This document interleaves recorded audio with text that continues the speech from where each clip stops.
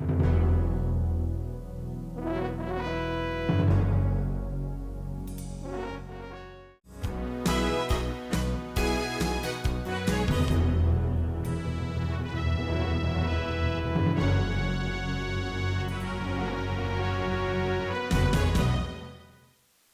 right, introduce you today to fractional currency, actually collecting postage and fractional currency, as you'll hear. Started as postage currency and then became fractional currency after the first issue. You can slide to the next one. I am Dave Stitely. I think most of you know me.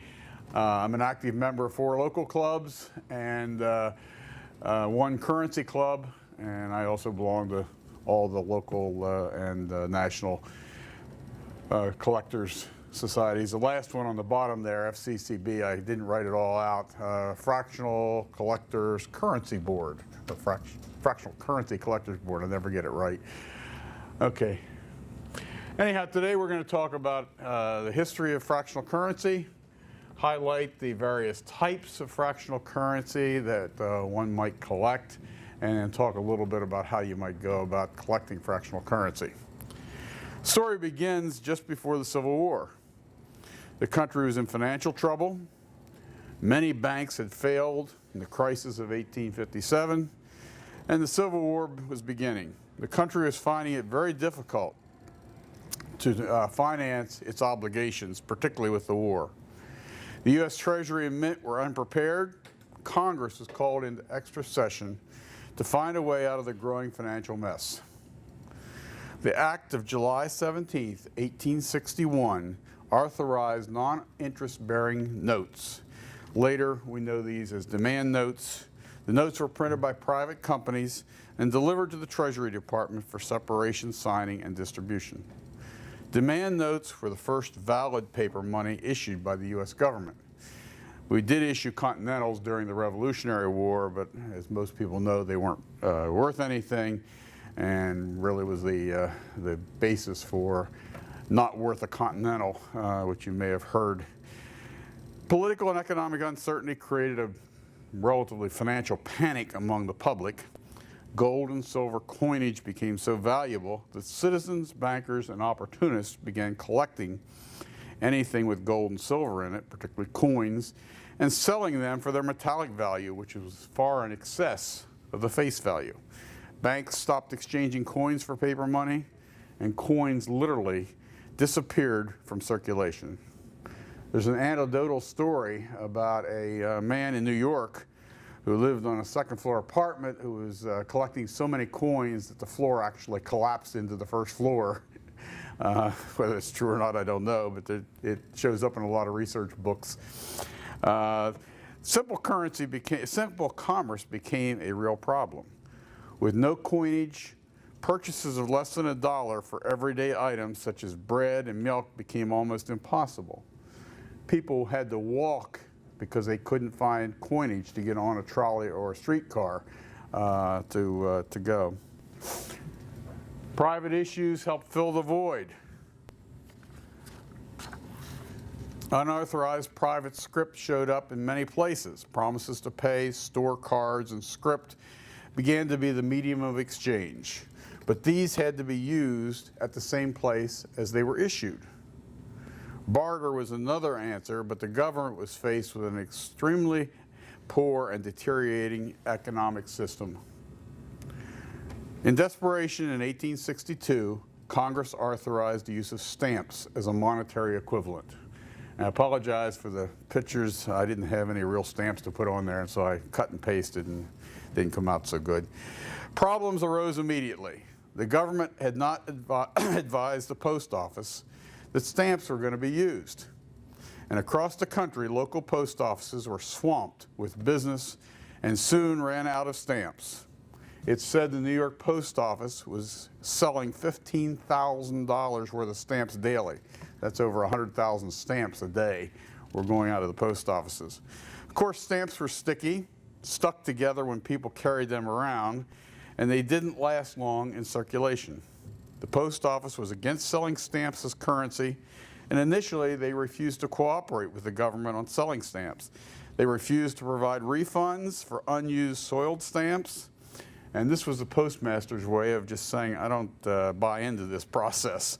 Eventually, they were forced into compliance, and later they did redeem the stamps, although they made it very difficult. Small apothecary envelopes like these on the screen, normally used for medications, began to be used to keep stamps intact. They soon became more formal and were printed, as these are, with monetary amounts or with advertising on them. These envelopes, now known as postage envelopes, are quite collectible and bring significant prices when they're available. I saw one on the floor yesterday for $4,500. I was shocked. Fraud quickly became an issue with these envelopes, as people would put less stamp value in the envelope than the amount listed on the outside and then try to pass it off as a full value. A private entrepreneur, Mr. Galt, came up with the idea of producing and selling a small brass container with a mica cover to enclose each stamp. As with the envelopes, Galt sold the initial cases with plain backs, like the ones on the left here. Cost, however, was an issue. The creation of a 1-cent encased postage stamp container actually cost a merchant 2 cents for the holder, 1 cent for the stamp, so every cent was costing him 3 cents. Merchants preferred the cases with higher value stamps to minimize the added cost of the holder. Galt quickly realized he could reduce the cost to the merchant by selling advertising on the back, like the one on the left. And Ayers Pills is one of the more common ones, but there are lots and lots of these out there. And again, these are quite collectible in the market out there if you're interested in getting into something a little bit different and unique, but they are expensive. They're not, most of them are not cheap. Although these were much more durable than handling loose stamps or using the envelopes, the mica windows would crack and stamps could become dirty and illegible, and sometimes they just fell out. But despite the drawbacks, the encased postage holders were very popular because they minimized the major problems of stamp damage. Encased postage might have become much bigger than it did, but the government realized that something more had to be done to protect the commercial life of the country. Since stamps were already being accepted as money, the U.S. Treasurer, Mr. Francis Spinner, stuck postage stamps singly and in multiples on pieces of Treasury paper, signed them, and proposed to Congress the use of these for currency. Horace Greeley is thought to have actually come up with this idea, but Spinner is given credit and recognized as the father of fractional currency. This slide shows the actual mock-up that Spinner created. It's in the vaults at Smithsonian, and I might just add, if anybody ever gets to go to the vaults in the Smithsonian, take the opportunity. It's worth your while to do it. It's not easy to get into the vaults, but if you ever get that opportunity, certainly take it, because they've got just a huge selection of stuff down there. Congress and President Lincoln approved Postage Currency Act on July 17, 1862. This act authorized an issue of 5, 10, 25, and 50-cent postage currency and made all other items circulating as money under $1 unlawful. So scrip and tokens and all became unlawful at that point. So let's look at the notes. The first issue came out August 1862. It lasted till May 1863, and we'll talk about that. There were $20 million worth issued, 124 million notes. Spinner had envisioned the original notes would be just pictures of stamps on paper. But more, excuse me, more design was added to the original Spinner concept, and a reverse was also included. Contracts were given to the National Banknote Company for making the front of the notes and to the American Banknote Company for making the back of the notes. The use of two companies to do the front and the back was to prevent fraud. They were afraid that if they made, if one company were allowed to make both the front and the back, employees would steal the currency and it would get out into circulation. So they had one company print the first, counted all the currency, made sure they knew exactly how many were made, and then gave it to the second company to print the backs. The new postal currency debuted when issued by an Army postmaster right here in Philadelphia August 21st, 1862. The new notes allowed the soldiers to buy the necessities of life, and postage currency notes became very common by September, October timeframe in that same year, as citizens took to them very quickly. It was not until early in '63 that they really began to relieve the shortage of everyday commerce, however. In a few months, the first few months, the sheets were perforated, and then they became very difficult to do, and they had trouble keeping up with the demand because of the perforating machines couldn't do it fast enough, and also they were tearing apart in shipment. And so they quickly went to doing away with the perforations and cut them apart with scissors. And I might just add a little side note.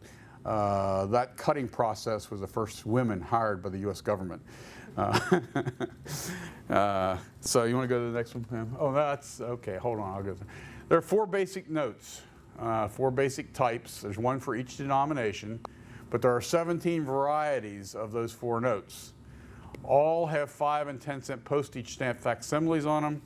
The Act did not make the first issue legal tender. There was no promise to pay on them. There's no signature on them, but they were redeemable for postage stamps or could be exchanged for U.S. notes, and that's the demand notes that we talked about, in $5 lots receivable for all dues, and you could pay your taxes or whatever with them. It wasn't taxes, duties, customs. Okay. So this is the first slide, the first issue. It's the 5 cent note. It's got Jefferson on it. It's the Jefferson stamp picture. There are 4 varieties. As I said, they perforated them to start with, like the ones in the bottom. And then later, when the machines couldn't keep up, they just issued them without the perforations and cut them apart with scissors, which led to a problem keeping the margins straight. But nothing you can do. The other variety is that there's on the back, and I'll show you on the next slide, there are 2 varieties. One with the monogram on it. Down here on the left is the one without the monogram on it. So the American Banknote Company put their monogram on some of them, but it didn't on all of them. So you see it. There's 2 backs in the first series. The one on the right is on the 25 cent and 50 cent note, and the one on the left is on the 5 and 10 cent note. Next one. 10 cent stamp, Washington pictured. 4 varieties, again, same 4 varieties as before, perforated and with and without the ABCO on it. They were printed in sheets of 20, 4 down and 5 across. All of them had a green face, white paper, black back. Same black back as before. 25 cent note, 5 Jefferson's 5 cent stamps on it. Again, the same 4 varieties, perforated, non-perforated, with and without the monogram. These were printed in sheets of 16, 4 by 4, because they are longer than the first 2 notes, and so there were only 4 across the top. Brown face, buff yellowish paper, black back. So you can see it's the same paper as was used on the 5 cent note.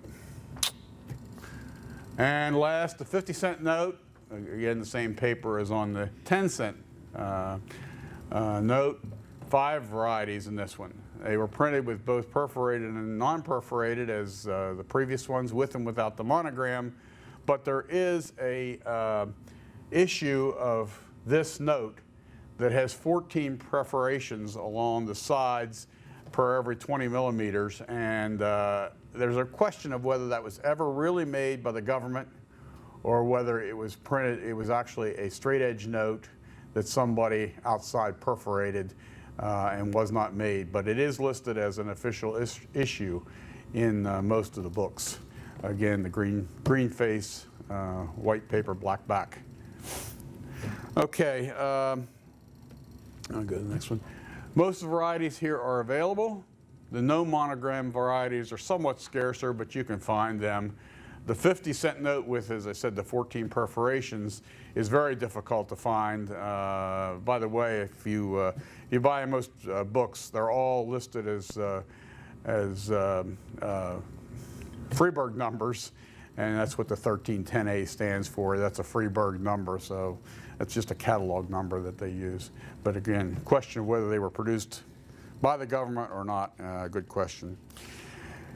Counterfeiting was an extreme problem real quick.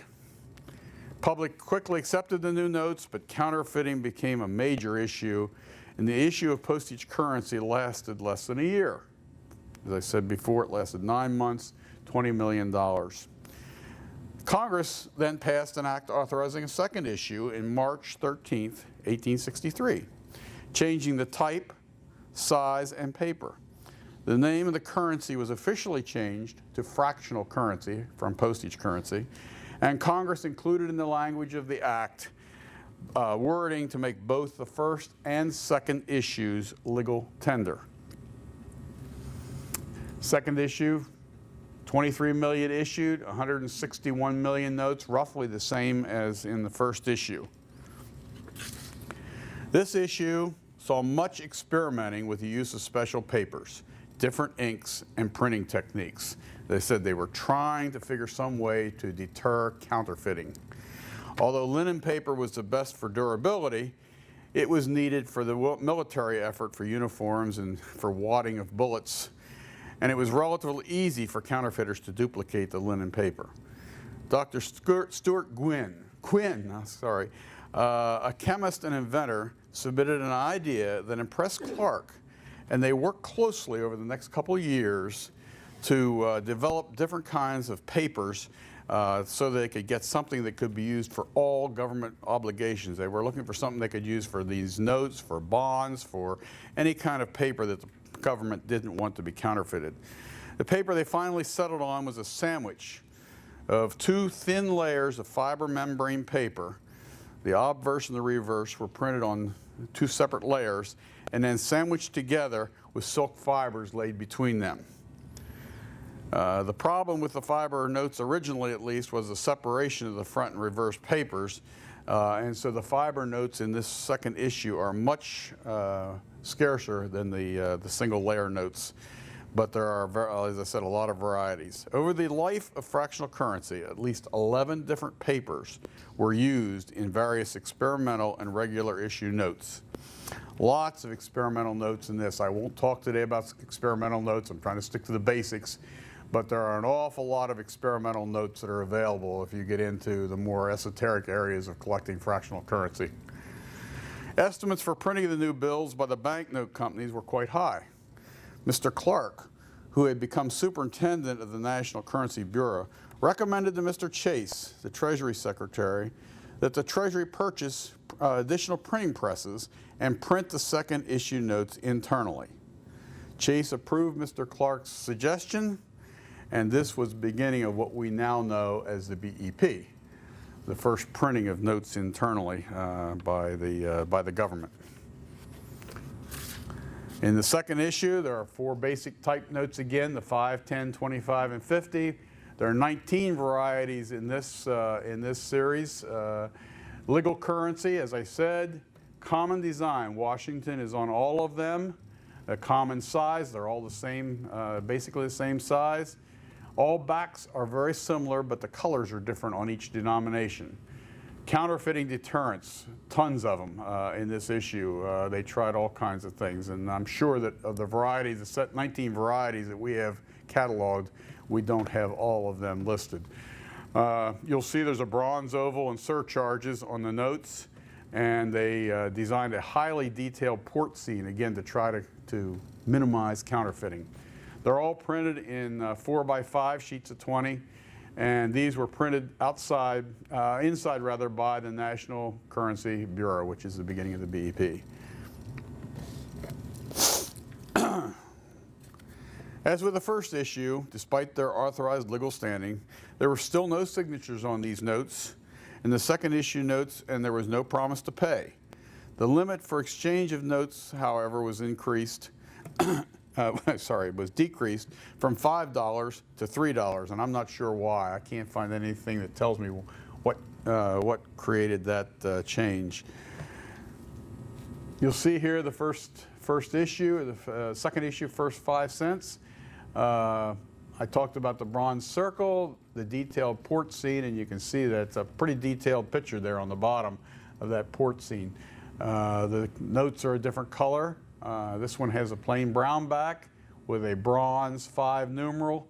There are no additional surcharges on this back, but you'll see it later that there were surcharges on this issue, and I'll show you where they were. The second issue, the second note is a 10-cent. Again, green back instead of brown. And here you can see the surcharges. And if you look down at this note in the left-hand corner, you'll see a 1 up in the right, an 18 and a 63 on the bottom. There are 6 varieties of ink and paper surcharges in this 10-cent note. The 1863 stood for the date. The 1 and other surcharges that are on the various backs of these second issue notes stood for the different kinds of ink or the different kind of paper that was being used. And so they could track through that process how they were holding up as well. The 25-cent second issue, purple back, again, same bronzing. This one has S1863 on it instead of the 1 that was on the one previous. One thing I'll talk about in this second issue 25-cent note is the one down here in the left-hand corner is a unique note, relatively difficult to find. It has a slate-colored back as opposed to a purple back. It is a different kind of ink, and there's some question about whether it was printed purple at one time and over time oxidized to this color, or whether it was actually printed in that sort of the slate color like it is. But in any case, it is listed as a separate variety and somewhat difficult to find. There are 7 varieties of ink and paper surcharges in this issue. Next one. 50-cent red back, bright red, same bronzing. You can see on this note different surcharges again. There's an R2 and again an 18 and a 63 at the bottom, again designating different kinds of paper or different kinds of ink. There are 9 varieties in this 50-cent issue, all different combinations of ink and paper.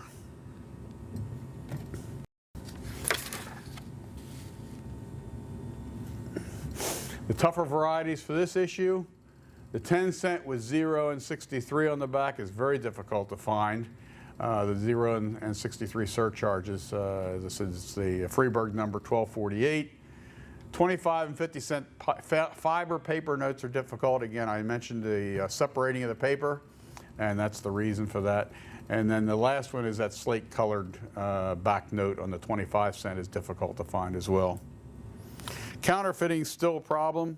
Despite all those new anti-counterfeiting efforts, the paper and the inks, counterfeiting of the second issue was rampant, and the workmanship on the counterfeiters improved dramatically. If you're a counterfeit collector, there's some really good counterfeit notes out there that are fractionals that you can find. Counterfeiting is tough to find the notes because fractional currency is still legal currency. It is the only obsolete currency that has not been demonetized by the government. It is still legal currency, and therefore you cannot sell it on eBay or anywhere else. It's there, but it is illegal to sell counterfeit fractional notes. There's a guy who has a huge collection of counterfeits and has written a book. It's a beautiful book if you're into fractionals, but it isn't published. And the reason it isn't published is just that. He does not want to advertise what he has because it's basically illegal to have it and collect it.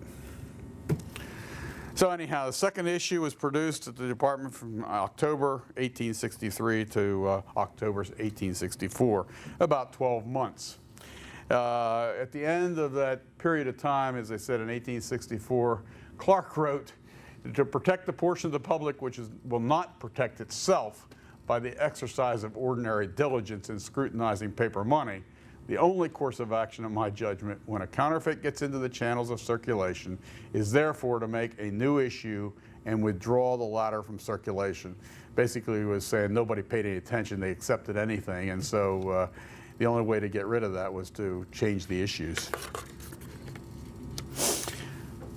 Third issue was authorized by Congress on June 30th, 1864. You will see here that it went, the number of notes went up dramatically and the dollar amount went up dramatically. From the 20 million level This issue is 86 million and 400 million notes issued during that period of time. It's a 5-year period of time as opposed to the 9 months or a year in the first and second issue. Basic change in this issue was that Congress gave Secretary of Treasury authority over currency. This provided Secretary Solomon Chase with authority over denominations, design, method of production, and method of redemption. There were several controversies in this issue, which we'll talk about. This is probably the most controversial issue of fractional currency out there. There's a 3 and a 15-cent denomination added this time, and I'll come back to that. 8 basic note types, but only 7 were issued. 1 for each denomination, 3 different 50-cent notes, and in this issue there are 73 varieties available. 73 listed varieties. As I said, I'm sure in all these there are ones that we don't have cataloged. Each denomination has a different person or vignette, so versus the prior ones, they've now gone to different designs for every denomination. Designs became a lot more intricate, a lot more bronzing. Signatures were added to all but the 3-cent note, so they became more official documents in terms of their value to the government. More paper and ink combinations with 73 varieties. It's almost all different combinations of paper and ink. Position indicators were added, and I'll talk about that on the sheet. You can tell where the notes were printed, and all notes were printed internally by the Treasury Department, or what we know as the BEP. The last thing I want to say before we move on here is the 15-cent note was not issued. It's listed up there as a denomination. It was authorized as a denomination, but it was never issued, and we'll talk a little bit about why that is when we go through. The 3-cent note, which was the first time we've had a 3-cent note, it has Washington's portrait on the front. A much more intricate note. If you look at it, it looks a little bit more like currency than some of the others. One thing that I will say is if you look at the background behind Washington's head there are 2 varieties of this note. The light variety, which that has a very light background behind Washington's head. There's also a dark variety out there. And so when you're collecting the 3-cent note, you can get 2 varieties of it.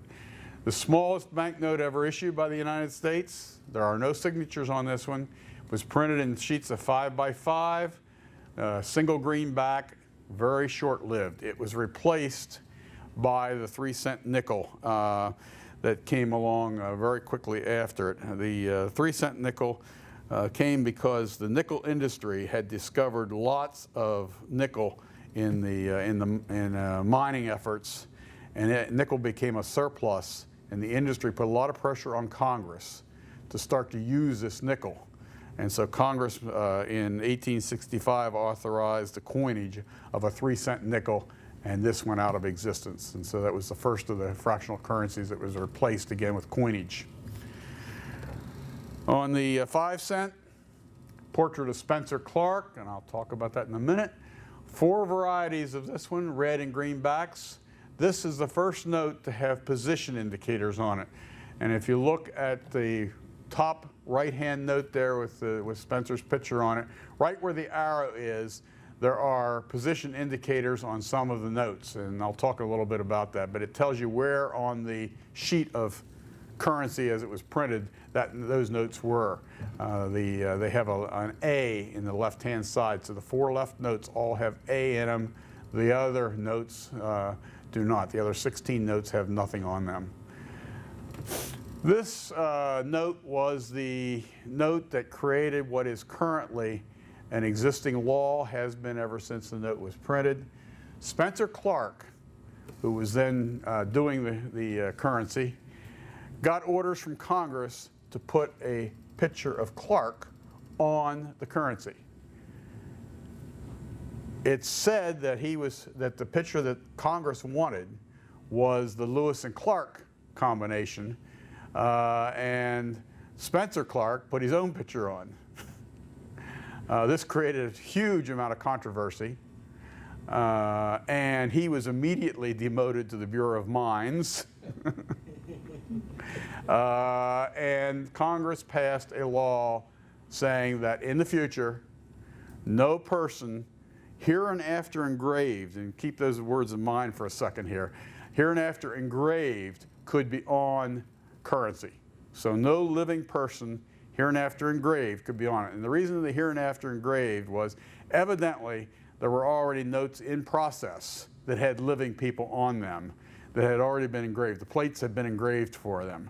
And so Congress, I think in their wisdom, said that, well, you can go ahead and use those, particularly since they weren't pictures of Clark.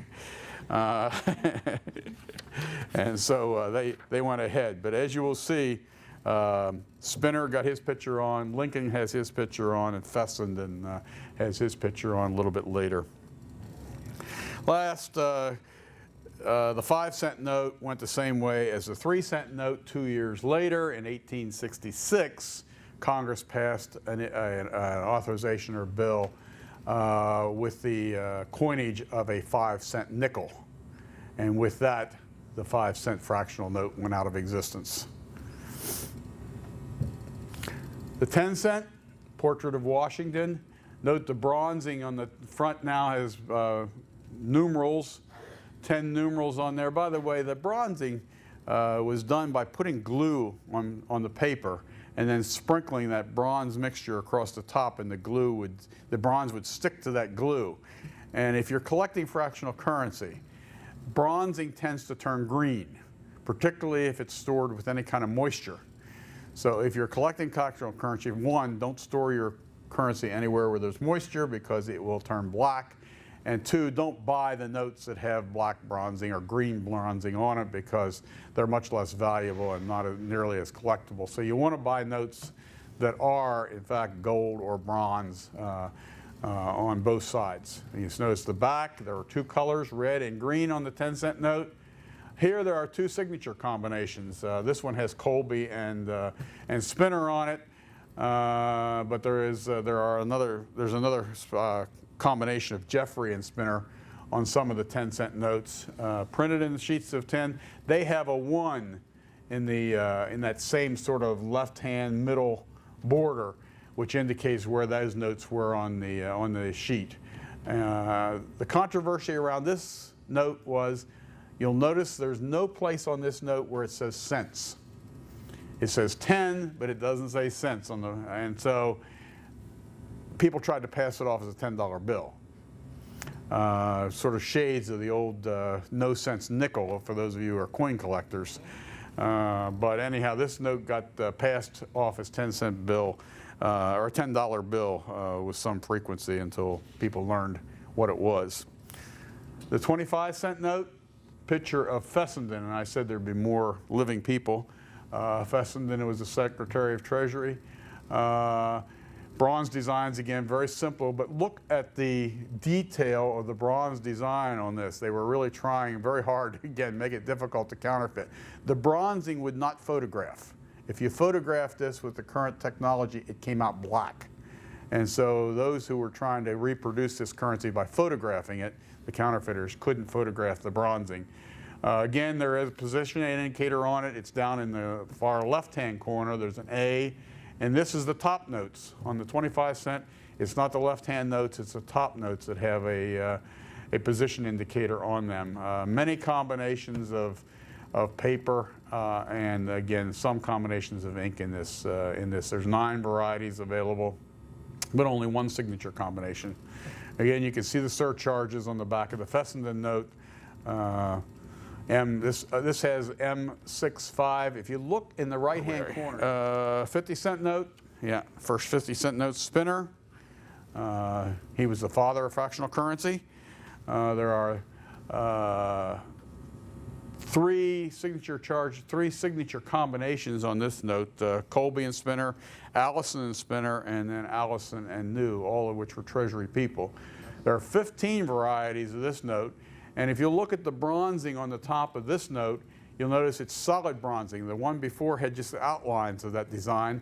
This is solid, and there's combinations of both solid and the outline that are available on most of these notes. Position indicators here, there's actually a 1 and an A on this note in the left-hand front part of it. Again, lots of combinations, printed in sheets of 12.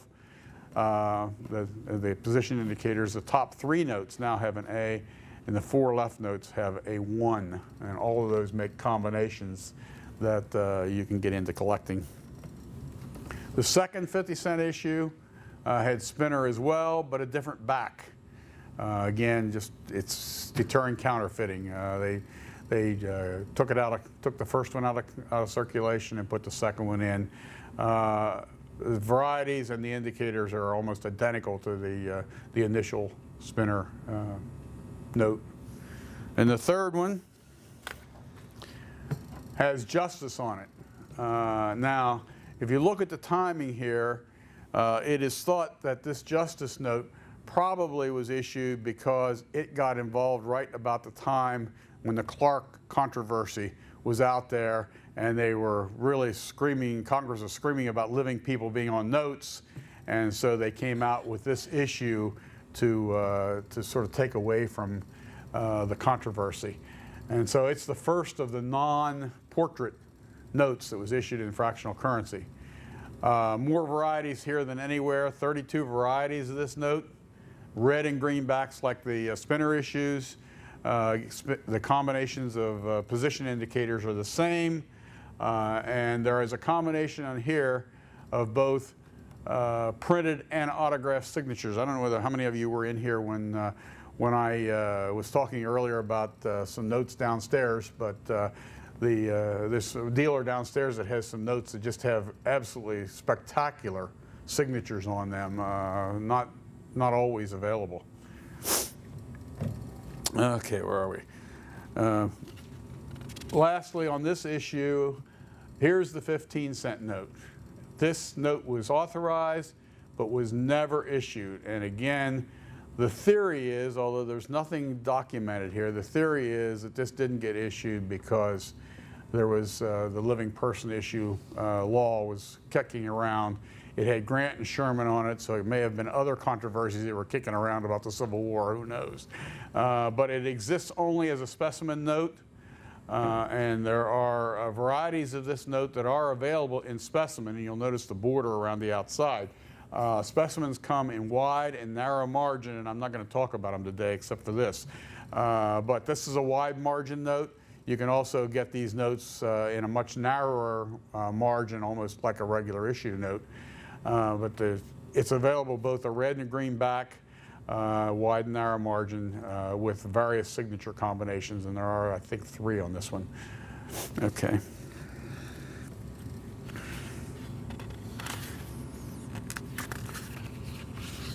Before we move on to the next issue, just want to put in here a picture of fractional currency shields, a different thing that you can collect or add to a collection. There are 4 or 5 in the auction, or were yesterday to today. I'm not sure what day is it. Is it yesterday or today the auction was? It's yesterday, wasn't it? Yesterday. These shields come in different background colors. They come with a gray background, a pink background, and a green background. These are all third issue, up to the third issue, and the shields were produced and issued to help the banks understand the difference between a counterfeit and a real note. So it shows the front and the back of all the current circulating issues, and the banks then would put them up where their tellers, I mean, whatever they were called then, could look at these notes and determine whether notes that they received were counterfeit or not. These are highly collectible. There were 400 gray ones. There's only 25 pink ones and 15 green shields that were thought to have survived. At least that's roughly the count. And so obviously the pink and green ones are much more valuable than the gray ones, but even the gray ones are somewhat difficult to find and bring in the several $1,000s if you want to buy one. Many of them are water damaged.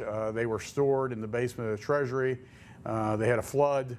The basement of the Treasury had water in the floor, and so many of these are water damaged, and you can even see on that one, there's some water damage at the bottom of that shield.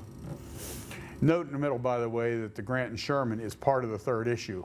When they put this shield together, they obviously had intended to issue those notes, and they didn't. The 15-cent note never got issued. Yeah, you had a question? Yeah, on those shields right there, was that one whole piece, or have people took out the shield itself and just put it back? Like one whole. Or they individual notes? Yeah, each one of these is an individual note. The whole outer edge. I've seen Oh yeah. the ones that were the. Oh yeah, no, that's shield. yeah. In fact, without getting too far off the field, there was a guy on eBay reproducing these the backgrounds, and so you could create your own shield. But yes, they all had this on except for the green ones. For whatever reason, the green ones don't have the stars and the eagle on them, and I don't know why that was. But the gray and the pink all have this same background sheet. And the notes, a lot of the specimen notes that are available in the market today, were taken off of shields. The narrow, particularly as I said, the narrow margin specimens that are out there. If you look at the back of a lot of specimen notes, you'll see 4 little glue spots on them. Probably indicated they were taken off of a shield and sold as individual notes. Okay, where are we? Fourth issue. Oh, key issues of the third issue. Greatest number of varieties, I said, 73 out there. There's a number of difficult varieties in this one to collect. I won't go through them all, but there's about 8 or 10 notes that are pretty difficult to find in the third series if you're collecting all the varieties. The ones at the bottom are almost impossible. When you get to that, I'm missing 3 notes in my collection. You can guess which 3. It's the bottom 2, and I'm also actually missing a 1352 note, which, or I mean a 1354 note, which is shown as the third most difficult there. But these are very difficult with 3 known.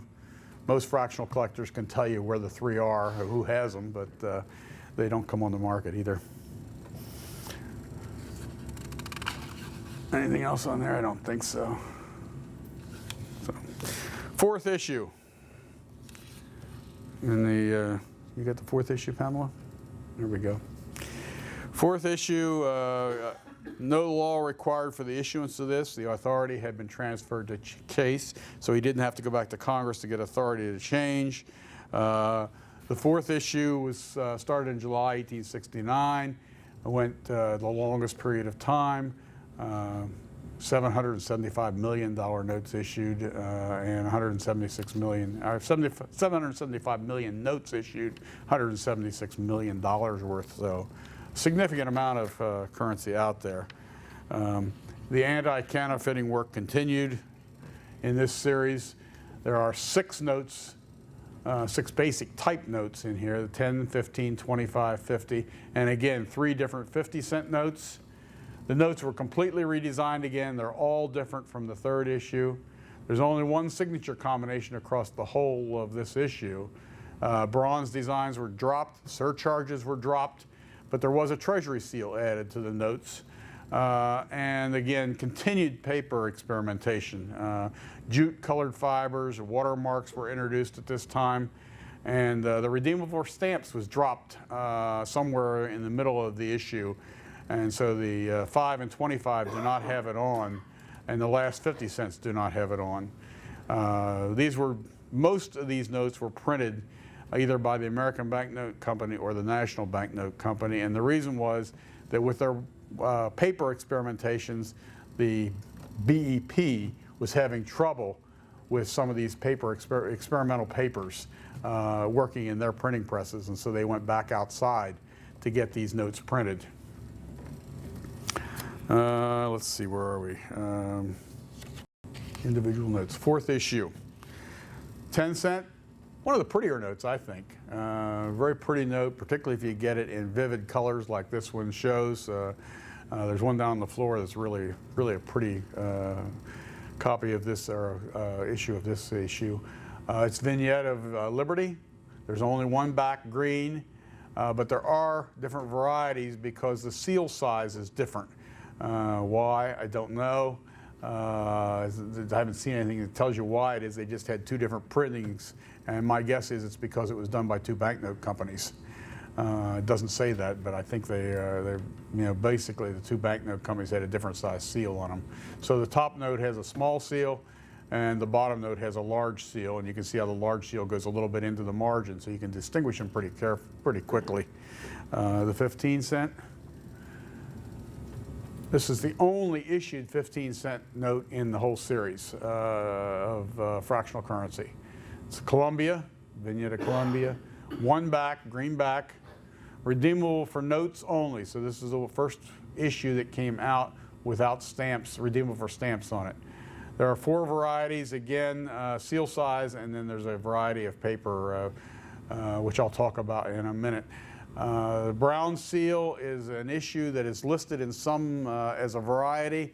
It is thought that the brown seal really doesn't exist. It was a chemical change. Again, it's sort of like the slate note that I talked about earlier.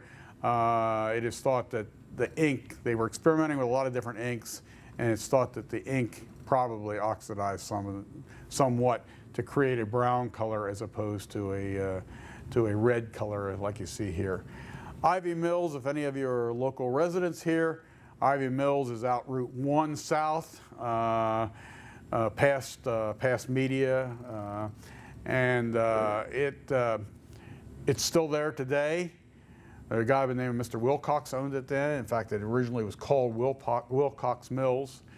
And he came up with a paper that had a blue jute fiber in it, which he then got convinced the Treasury Department could help with the anti-counterfeiting.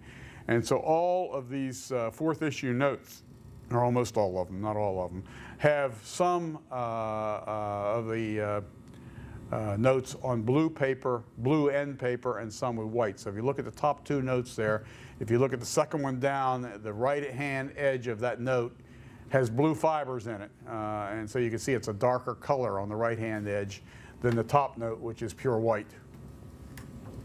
It's one of the things I'm trying to find is actually he actually, Mr. Wilcox actually started by making paper for Ben Franklin back in the Continental time. And there are Continental notes out there with Wilcox Mill paper on it, which I haven't been able to find.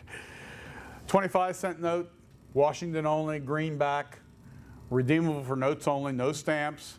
Again, seal size differences and paper and fiber varieties. The brown seal again exists in this series, in this note. Again, doubt that it's a regular issue.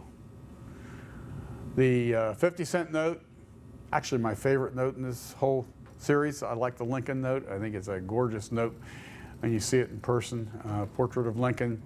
One variety and only one variety. This is the first paper that was watermarked in the whole fractional series. It has US, US, US watermarked into the paper on all these notes.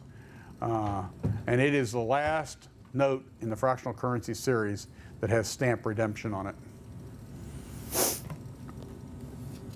The second 50-cent note, portrait of Edwin Stanton, Attorney General under Buchanan. Greenback only. Again, this one's no stamps, redeemable for notes only. There's only one variety of this, and you can see here in the left-hand side all those blue fibers. I mean, it was only on one end of the paper, and they were pretty easy to see. And there you can see it even better in the third issue. Samuel Dexter, Interim Secretary of War, greenback only, redeemable for notes only, one variety. The blue fibers, the counterfeiters would take and soil the note when they counterfeited a note to try to distinguish the fact that you couldn't see the blue fibers. So when they would print it and they couldn't make the blue fibers work, they would just soil the note with dirt and issue it, and that, with hopefully that you wouldn't notice that it didn't have blue fibers in it. Key varieties in this series. There are 15 total varieties. The key one is a 15-cent Columbia with unwatermarked paper and the large seal, 1268, and it's not that hard to find, but it is the key. The Lincoln note in good high grade is tough to find. Lots of them out there, but the 50-cent note with Lincoln's portrait is tough to find in a really high grade. Fifth issue, the final issue of fractional currency in 1874. you'll notice that the number dropped fairly dramatically. $63 million issued. Fifth issue was the end. It's speculated that this issue was developed solely to give the Treasury or the BEP a way out of the contracts that they had signed with the banknote companies. It was costing a fortune to print these notes, and they think that maybe this issue was a transitional issue to get out of those contracts. The appropriation for fractional currency, which had been done in the second issue, was nearing exhaustion, and Congress passed an act authorizing fractional silver coins in April of 1876. The act included redemption of all fractional currency. The flood of silver from the Comstock lode in the late 1870s helped to relieve the supply issue for coinage, and the price of silver dropped to below the face value of the coinage, and therefore it didn't pay to redeem the coinage for silver value. Three basic note types: 10, 25, and 50. The 15 cent, the 5 cent were gone. There's only 6 varieties in the last issue. Again, all completely redesigned, however, all different. But the fronts were printed by the BEP, and the backs were printed by private banknote companies. Meredith, this note, one back, a green back only. There are 3 varieties because the Treasury seal is 2 different colors. It's green on some and red on the other. The other is, and I'll show it on the next slide, there's a long and short key version of this and several other notes. The note was printed by the BEP and the Colombian Banknote Company, so there were a mixture of notes out there of who printed the note. On this one, wait a minute, on this one, it's the most copied note for satirical notes. It's the most used note for satirical notes. Satirical notes are notes where they've changed the portrait to something different, and so you'll see different images. You'll see pirates, you'll see presidents, you'll see whatever where Meredith is there.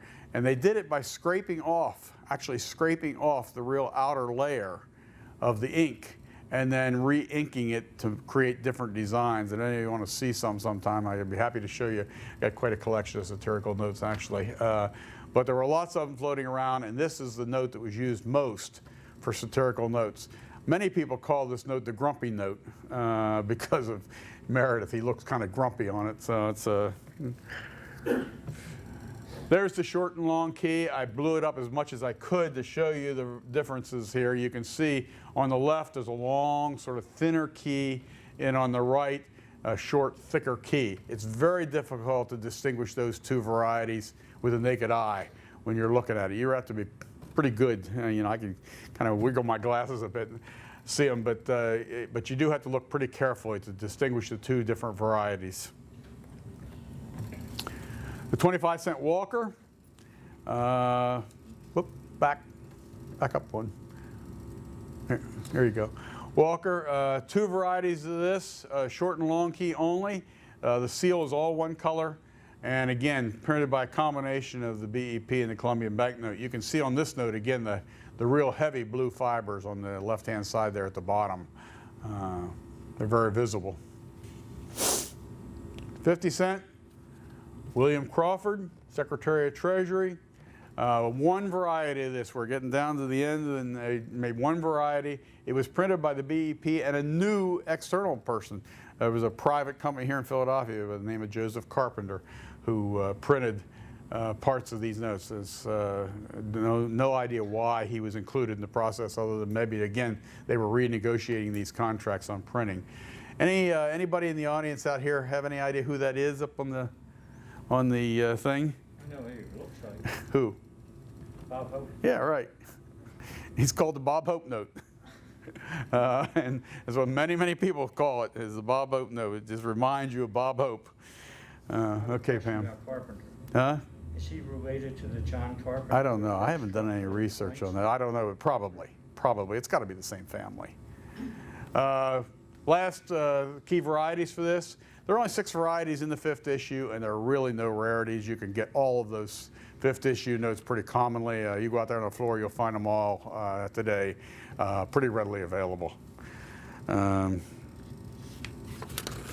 So it all ends February 15th, 1876. The war was over. 14 years. There were 24 basic designs, 130 plus varieties, and dozens of experimental notes and specimens. Fractional currency, however, had served its purpose, provided a medium of exchange in a time when there wasn't any other way to do it, revolutionized the printing of money because it was the paper, ink, and counterfeiting techniques that have been used even to this day in many ways, and of course it was the sort of forerunner of the BEP. $369 million worth produced over 14 years. Of that, at the end of 1886, when they recalled all of it, only about 15 million was still outstanding. It's estimated that less than 1 million is probably out there today, and I think that's on the high side, quite frankly, because I think if you go through and look, it's just not, unless you really count all the crappy notes that are out there, but I think there's much less than $1 million available today. Potential ways to collect: you can collect a 24-note typeset, relatively inexpensive and still readily available. You can collect by issue or denomination from 1st issue through 5th issue. By variety, as I said, there are 130 varieties out there, and so most of them are readily available. As I said, I have all but 3 of those. Specimens, you can collect wide and narrow margin specimens. The specimen notes are really quite pretty in the wide margin varieties. Experimentals, there's dozens and dozens of experimentals out there with the paper types, inks, designs. There are errors, there are sheets, there are pairs, strips, blocks, satiricals I mentioned, counterfeits I mentioned. So, you know, there's lots of ways to get into fractional currency, but you can start with a real basic 24 set typeset and do it pretty reasonably and readily accessible. And then you can sort of, if you're really interested in it, then you can start to do the research and get into some of the other areas of fractional. Most people start by trying to obtain the best condition you can. I mean, that's key with anything you're collecting, is just get the best you can get. Key factors for are centering, get even margins around the outside, same for most currency. The better margins, the better they are. Clarity, as I mentioned, with the bronze surcharges. Decent perforations on those 1st issue notes where they're perforated like stamps. Counterfeits exist, so beware. There are lots of them out there. And washing and pressing, however, are not commonly encountered improvements in fractional currency. You worry about that in a lot of the banknote currency, but in the fractional it doesn't seem to show up very much, so not a lot of problems there. Just some quick references. The basic book is Kravitz's book, he was here yesterday, on collecting postage and fractional currency. It was issued in 2003. He's working on a 2nd edition, hopes to have it out next year, but that's the basic reference book. You can also find quite a bit in the Encyclopedia of Fractional and Postage Currency by Milton Freeburg, but it is a very detailed book, and so unless you're into the specifics of fractional currency on all those varieties and types and inks and papers, it's not a book that you necessarily need to have. Carlson Chambliss has a book out, U.S. Paper Money Guide. It has quite a good section on fractional currency, and Carlson's a local person here who does a lot of good research. Paper Money by the United States will give you all the reference numbers, the catalog numbers. Dave Treater, a local resident here, he lives up above Reading, has a website that has some really nice pictures of all of the issues out there. So if you go on the website, that's his website. Obviously auction catalogs. And I just want to say thanks to Wendell Wolka, for those of you who may know Wendell, he's an A&A director, and to Heritage for some of the information that I got, because as you do research, those are pretty good resources to go find stuff. And that's it. Thank you.